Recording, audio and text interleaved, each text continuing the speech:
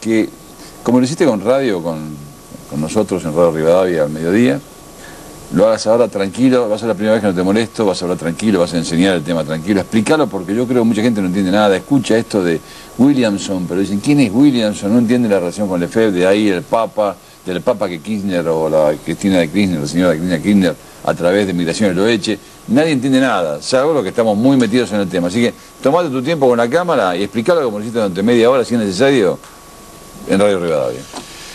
Bueno, el tema es un tema que arranca en el tiempo del concilio.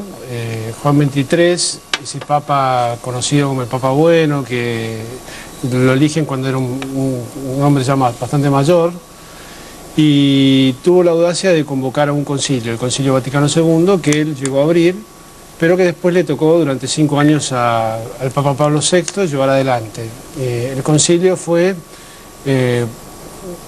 un debate intenso, que como fruto de ese debate surgieron una serie de documentos que tenían que ser votados por la mayoría de los obispos y cardenales, y que son los documentos del Concilio Vaticano II, que poca gente hoy en día lee, pero que hemos estudiado profundamente, y que son los lineamientos que se está viviendo en la Iglesia hoy en día, ¿no?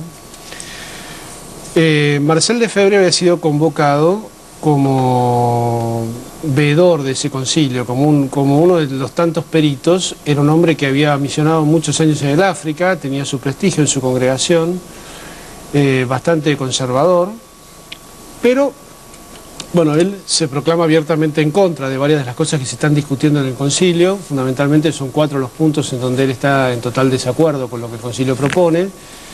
El primero tiene que ver con la colegialidad de los obispos. Digamos, el concilio propone esta figura de, digamos, si bien no se discute la infalibilidad papal, pero sí que digamos, el Papa pueda convocar a distintos sínodos para que los obispos puedan opinar sobre distintas cuestiones que si bien no atan la opinión del Papa, pero por lo menos es algo lo que se llama más colegiado, donde la opinión de otros es escuchada y por lo tanto se llega a algún tipo de consenso, aunque por supuesto el Papa siempre tiene el derecho de decidir acerca de cuestiones que hacen al dogma o a la fe. En segundo lugar, la reforma litúrgica, ¿no? Hay que recordar que lo que hace el concilio es, quizás alguna persona mayor se acuerde, a lo mejor todavía vos también te acordás de cuando era la misa en latín, claro, que se celebraba de espaldas. ¿De cuánto se fue? Esto fue 20 años atrás. Bueno, por eso, sí, el concilio termina en el 65, 1965. Un poquito más. Y hasta ese momento, bueno, la gente por ahí a lo mejor rezaba el rosario en misa porque no entendía nada de lo que se decía en la misa en latín. Por otro lado, el sacerdote, uno celebraba mientras otro predicaba, porque si no la gente se aburría muchísimo. Y entonces, indagando e investigando en los orígenes de cómo fueron las cosas, bueno, se llega a la conclusión de que Jesús había celebrado la misa en arameo, no en latín. Por lo tanto, ya el intento de los padres de la Iglesia de traducir los textos sagrados, primero al griego, muchos escriben los evangelios, escriben en griego. Después San Jerónimo hace un gran esfuerzo para traducir la Biblia al latín, es una traducción llamada la Vulgata, que es la que se usa como texto oficial prácticamente en la Iglesia, y eso era la lengua que hablaba el pueblo, ¿no? Era la lengua vulgar de la gente. Por lo tanto, fue la que se usó como lengua de la Iglesia, pero después fueron surgiendo otros idiomas y la Iglesia siguió con el latín. Entonces, los padres de la Iglesia dicen, bueno, los padres conciliares, podemos volver a las fuentes, que era traducir a la lengua que la gente entienda, para poder, digamos, tener una participación más fructuosa, pero también más activa de la liturgia.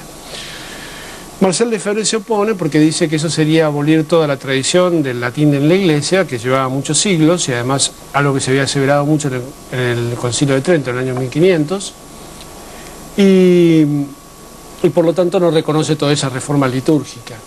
Tampoco está de acuerdo con el diálogo interreligioso, porque él dice, bueno, solo la Iglesia tiene la verdad, entonces los demás son sujetos de conversión, y por lo tanto la Iglesia no tiene nada que discutir. No hay nada de verdad en las otras religiones, son toda superstición, y bueno, por lo tanto dialogar con ellos no vale la pena.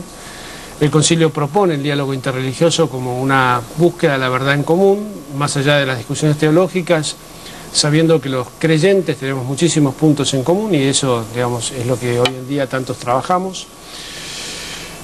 Y en definitiva... 4 puntos eran. Sí. el tema de la liturgia, el tema de la colegialidad de los obispos.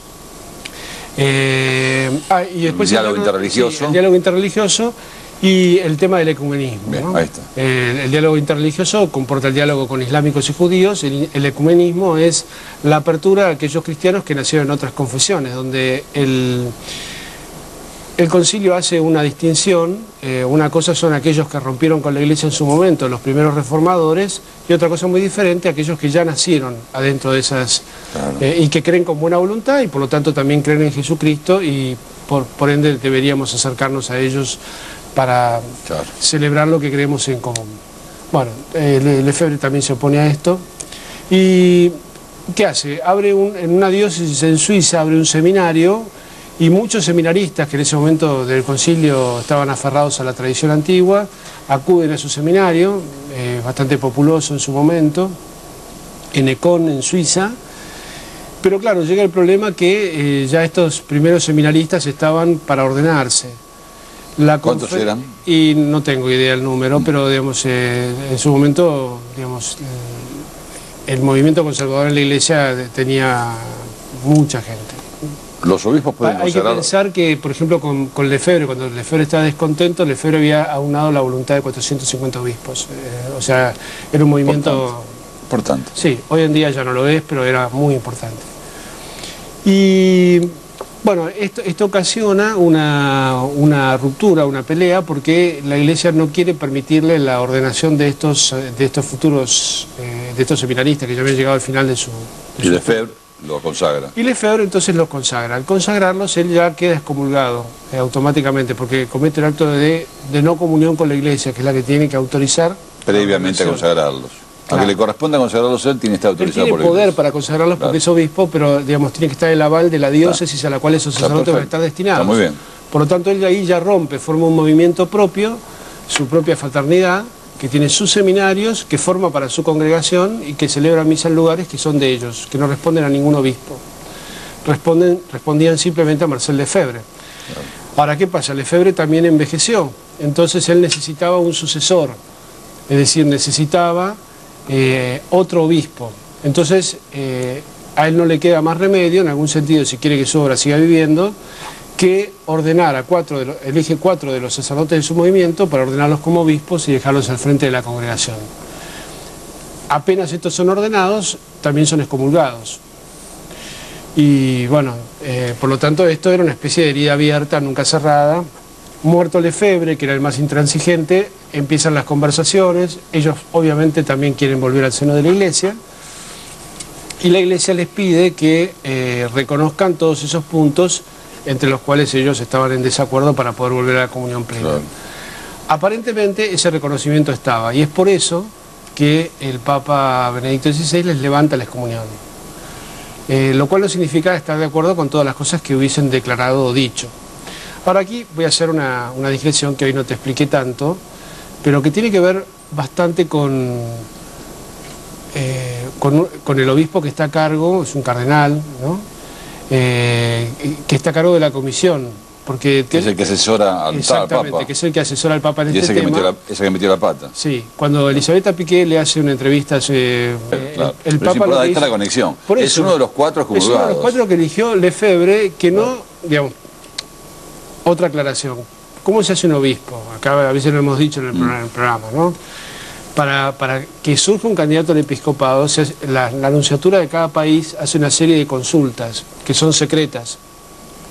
Esas consultas se envían, las consultas se responden, y una vez que se responden, la nunciatura elabora un informe.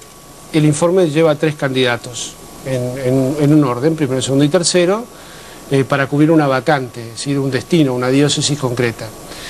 Y es la Congregación para los Obispos la que da el último vistazo a eso, y es el Papa el que decide quién de esos candidatos va a ser nombrado obispo, ¿no? Por lo tanto, ese candidato al cual se le participa o se le dice, te han elegido obispo, el Papa te ha elegido obispo, elige otro obispo para que lo ordene. El obispo es el que lo va a ordenar realmente con el poder sacramental, claro. Va a ser que él se transforme en obispo. Pero para poder ordenarlo, ese obispo tiene que tener un mandato que presupone toda esa elección previa a la Santa Sede. Claro. A los obispos los elige el Papa. A estos obispos no los eligió el Papa, los eligió Lefebvre, claro. Son un invento de Lefebvre. Claro. Ahora, ¿qué pasa? Están legítimamente ordenados, porque fueron ordenados por un obispo. Claro, aunque no hayan cumplido los requisitos previos.